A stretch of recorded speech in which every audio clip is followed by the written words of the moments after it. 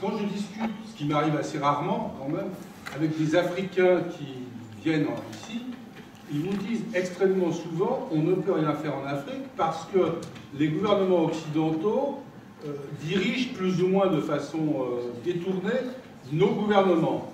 En gros, les gouvernements occidentaux, c'est ce qu'ils disent, ils me le disent régulièrement.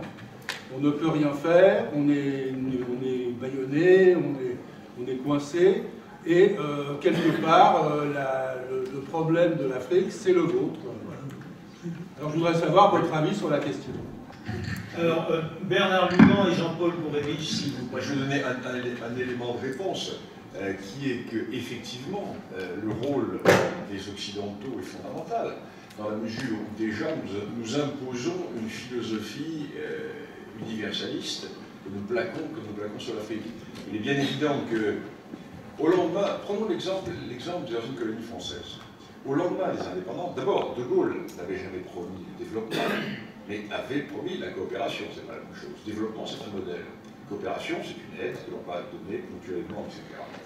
Et que fut la politique générale du ministère de la coopération? C'était de mettre la priorité sur la constitution de l'État. Pendant des années, c'est un peu notre approche française, comme Berthienne, Jacobine, ou centralisatrice, l'État.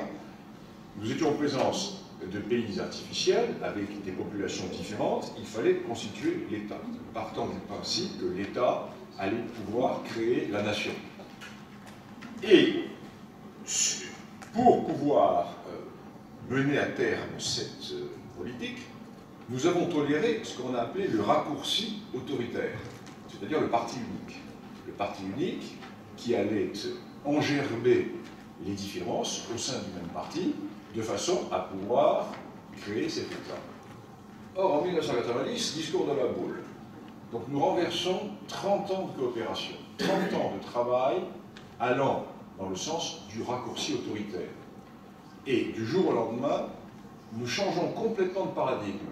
C'est-à-dire que ce n'est plus l'État qui doit être créé, mais c'est la démocratie qui doit permettre de faire prendre conscience que les problèmes africains proviennent d'un déficit démocratique. Résultat, la bagaille absolument partout. Donc, effectivement, nous avons une responsabilité importante. Mais cette responsabilité ne doit pas exonérer celle des Africains ou les réalités politiques africaines. Et il est bien évident que dans les États qui sont des États pluriethniques, quasiment tous les États africains sont pluriethniques, il n'y a qu'un seul État monoethnique, c'est le Botswana. Le Botswana, c'est un État Tswana, donc les Tswana sont des Soto de l'Ouest, donc c'est à peu près le seul État monoethnique en Afrique. Partout ailleurs, il y a plusieurs ethnies. Et l'homme politique africain, même s'il s'élève au-dessus de ces définitions ethniques, et par ses traditions familiales, par ses pressions familiales et autres, l'homme, le représentant avant tout de son ethnie. Ce qui fait que dans le cadre de la démocratie individualiste que nous avons imposée à l'Afrique, nous sommes face à l'ethno-mathématique. Et cette ethno-mathématique fait que, et les juristes vont nous comprendre, en Afrique, il n'existe pas de séparation entre l'autoritas et la potestas. C'est-à-dire que le chef africain traditionnel tient l'ensemble. La notion de séparation des pouvoirs n'existe pas, elle n'est pas dans cette mentalité africaine. Ce qui fait que l'ethnie qui va arriver au pouvoir va avoir tout le pouvoir. Donc automatiquement, ceux qui n'appartiennent pas à cette ethnie ont des choix simples. Soit ils se trouvent un peu les parias, écartés des postes les plus importants, des prébendes de la coopération, soit ils vont se livrer à des activités commerciales et abandonner le domaine politique, ce qu'avaient fait les Tutsis au Rwanda, par exemple, qui étaient 10%, vous savez très bien qu'ils n'avaient aucune chance d'arriver au pouvoir, donc ils avaient pris le contrôle des grandes entreprises privées économiques, sur l'immigration. Et on revient au problème de départ. Donc nous sommes là dans un double problème, alors que la solution politique, car la politique d'abord, là encore, les problèmes africains ne sont pas économiques. Voilà la grande erreur. La grande erreur, c'est de dire que les problèmes sont économiques et qu'il y a une question de développement. C'est faux. Le développement, c'est du pipeau. Ce qu'il faut au départ, c'est organiser un système politique. Il faut organiser la vie des hommes en société, c'est-à-dire partir du point de départ. Comment faire cohabiter dans le même État des populations qui n'ont pas la même représentation démographique? Comment faire que les minorités ne soient pas exploitées par les majorités démocratiques mathématiques? La solution est simple. La solution est de faire un système politique à deux niveaux, avec une démocratie individualiste au sein de l'ethnie et une démocratie communautaire au sein de la gouvernance de l'État. Un peu ce que le Burundi a essayé de faire, et qui n'a pas trop mal marché en dépit du coup d'État, c'est-à-dire un partage ethnique. On part de la réalité qui est niée par nos hommes politiques. Il faut partir de la réalité du corps social, les ethnies. Et partant de cette réalité-là, on peut construire quelque chose. Mais si on commence à apprendre aux Africains que les ethnies n'existent pas, et que seul l'homme individualiste existe, eh bien, on arrive à la situation actuelle. Donc des responsabilités des deux côtés. Oui, je vais reprendre et un petit peu prolonger la réflexion de Bernard Lucan.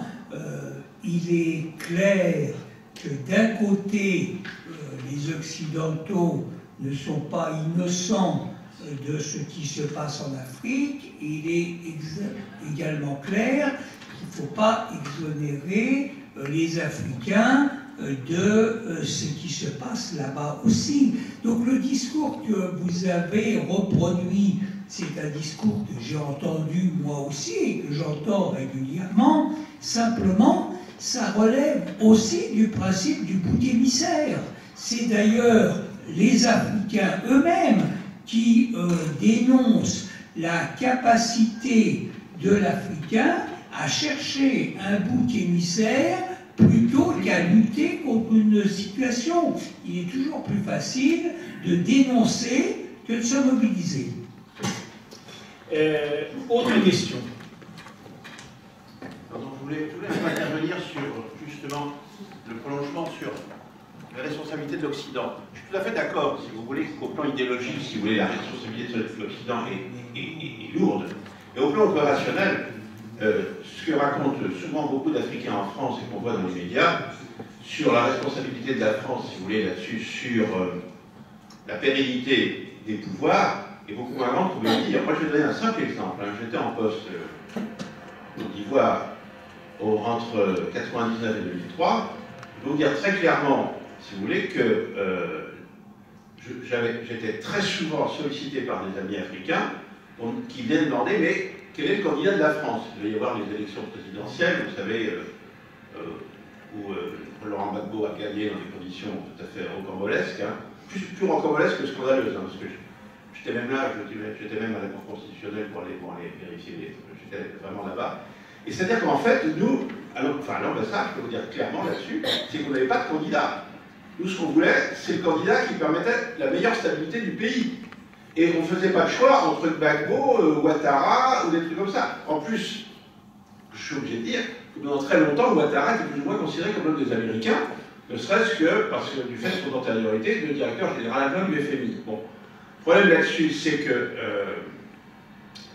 en gros, c'est ce qui lui a permis d'ailleurs de ne pas être assassiné, alors que tout un tas de membres de son entourage l'étaient. Vous voyez ce que je veux dire? Il y avait une sorte d'intimidation concentrique, vous voyez ce que je veux dire là-dessus, qui était là. Et donc, cela me renvoie tout à fait au fait, si vous voulez, que les responsabilités africaines sont aussi très lourdes. Dernière chose, c'est pour répondre un peu à ce qu'elle a dit sur l'émigration des médecins africains.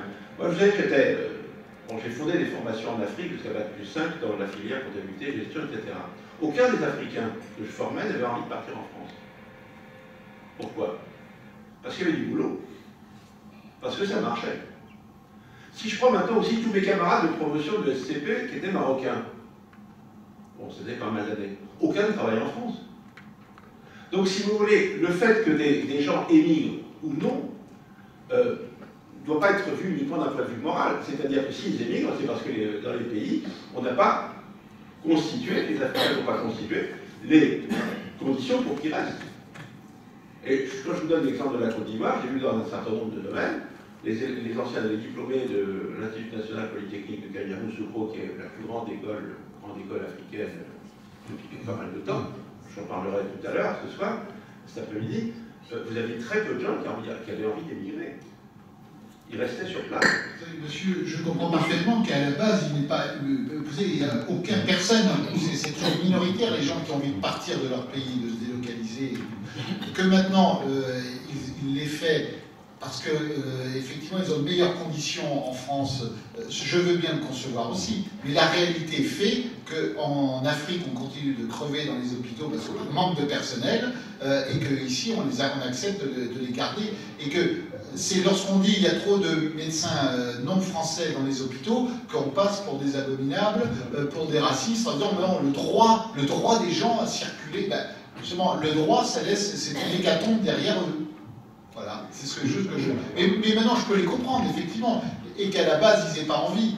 Mais dans ce cas-là, on nous a reproché d'aller régler les problèmes des Africains. Effectivement, c'est aux Africains de prendre leurs problèmes en main. Peut-être aussi que ces gens qui sont formés, qui sont évolués, s'ils restaient dans leur pays pour s'occuper des affaires politiques de leur pays, l'avenir politique de leur pays serait différent que de l'abandonner aux milices, aux militaires, aux gens corrompus.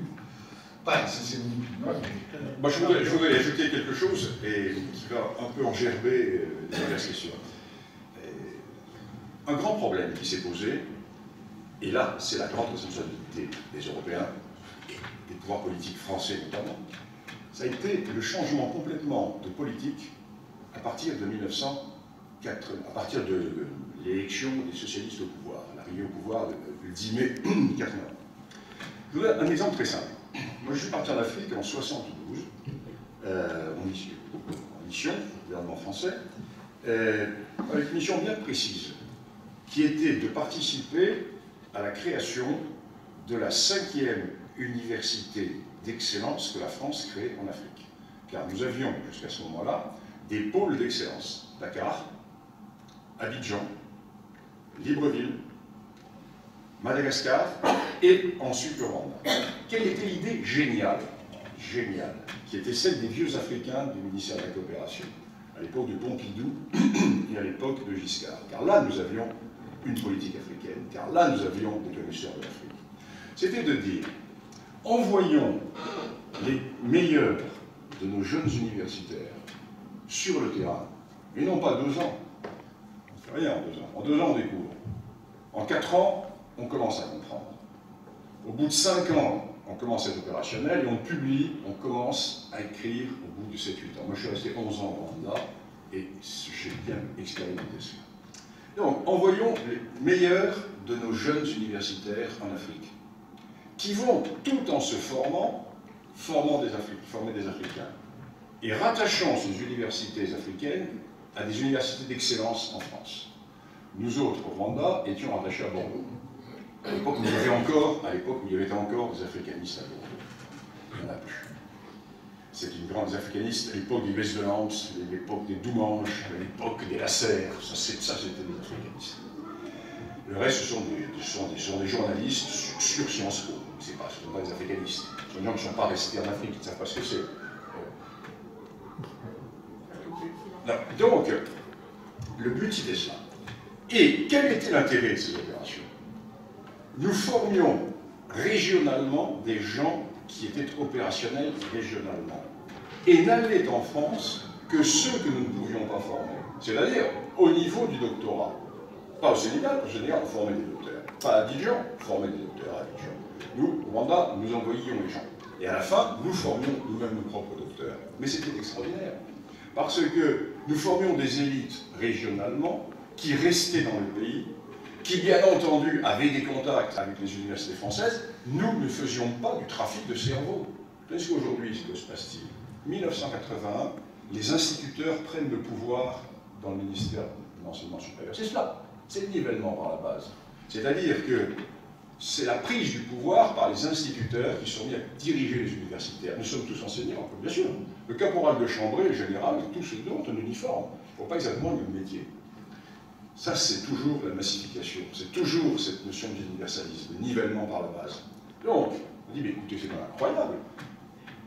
Vous, universitaires, avec votre statut, etc., non. nous terminons cela et nous transformons les universités en écoles normales pour former les instituteurs. Il faut partir de la base, ce qui était une erreur. L'erreur des Belges au Congo, c'est d'être parti de la base, alors qu'il faut partir de la tête, il faut partir des élites, il faut commencer par former les élites. Ce n'est pas en grimpant les échelles qu'on va y arriver, il faut au contraire partir des élites. Inverse complet à partir de 81.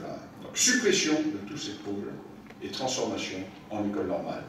Résultat, les élites africaines ne peuvent plus être formées en Afrique, et celles qui appartiennent au nomenclatura vont profiter de cette pompe Afrique et de cette gigantesque escroquerie qu'on appelle l'organisation de la francophonie pour venir faire leurs études en France ou au Canada et ne plus repartir. Voilà à quoi mène l'égalitarisme. Et ça, je l'ai vécu très directement avec l'échec de nos grandes universités africaines. Alors, nous sommes rentrés. Alors, moi, j'ai fait une analyse, je suis rentré à Lyon. Comme j'étais titulaire de l'enseignement supérieur, je suis rentré, il y a eu de problème, j'ai regagné mon poste d'origine. Et nous sommes rentrés. Et nous avons laissé derrière nous, quoi? Des instituteurs qui ont formé les instituteurs. Et terminé.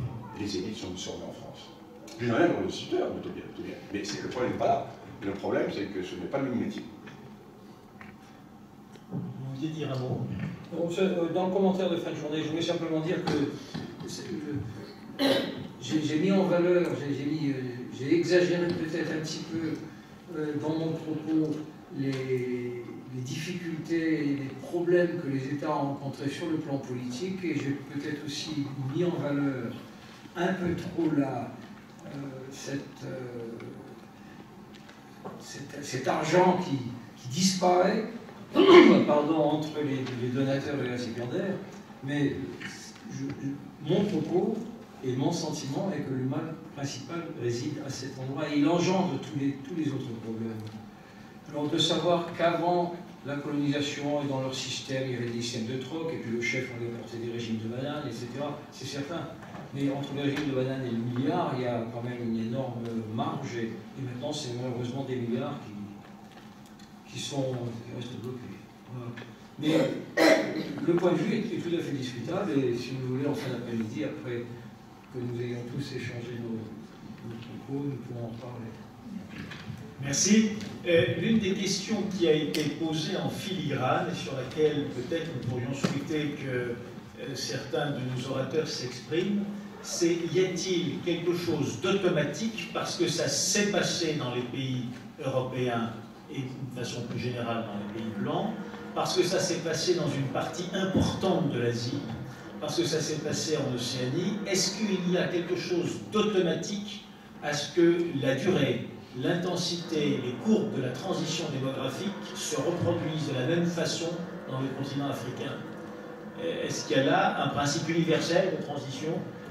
Posé autrement, est-ce qu'il est inéluctable, hormis facteurs humains dramatiques, épidémies massives, guerres tragiques, etc., est-ce qu'il est inéluctable que le continent noir arrive au même résultat, c'est-à-dire un peu moins que 2 enfants par femme, avec un peu de temps, 20 ans, 30 ans, 50 ans, 80 ans, mais y arrive, comme les courbes sembleraient le montrer pour les projections internationales? Est-ce que ces courbes sont fondées? Est-ce qu'il y a automaticité des règles de la transition démographique et de leur durée? Je vais pouvoir répondre à cette question en tant que professeur de démographie. Je viens de terminer mon cours il y a 15 jours, et donc la question a été posée par mes étudiants. La réponse est que les transitions ne se ressemblent jamais. Elles ne se ressemblent pas dans l'espace, selon les continents, selon les cultures, et dans le temps, parce qu'elles n'ont pas le même profil à travers les siècles. Par exemple, la France a commencé sa transition démographique à la fin du XVIIIe siècle, et même au milieu du XVIIIe siècle, bien avant l'Angleterre, bien avant la Prusse, ce qui hier nous a valu la défaite de 1870 et la défaite de 1940. Bon. Mais 14-18 au passage. Donc on peut dire que la transition démographique africaine, quand elle se mettra vraiment en place. Car pour l'instant, ce n'est pas le cas. Et c'est bien le drame que nous sommes en train de vivre. C'est-à-dire une explosion démographique qui est appelée à se poursuivre tout au long du XXIe siècle. Est-ce qu'elle peut être accélérée? Est-ce qu'elle peut être modulée? Je crois que personne n'en sait rien. Je pense que pour ma part, mais c'est quelque chose que je voulais simplement dire en conclusion ce soir, je vais anticiper sur mon propos, je pense que la clé de cette transition démographique, c'est l'amélioration de la femme en Afrique. C'est la clé, c'est le fondement de tout, c'est l'avenir du continent. Non que les Africains soient hommes, soient des bons à rien, ce n'est pas ça que je voulais dire. On peut le penser, mais je ne le pense pas. Simplement, dans le contexte culturel de l'Afrique, qui est quand même beaucoup plus compliqué que ce que je suis en train de dire, la femme joue un rôle fondamental. Et la libération de cette fantastique énergie qu'elle détient est, je crois, la clé de la transition et la clé de l'avenir du continent africain.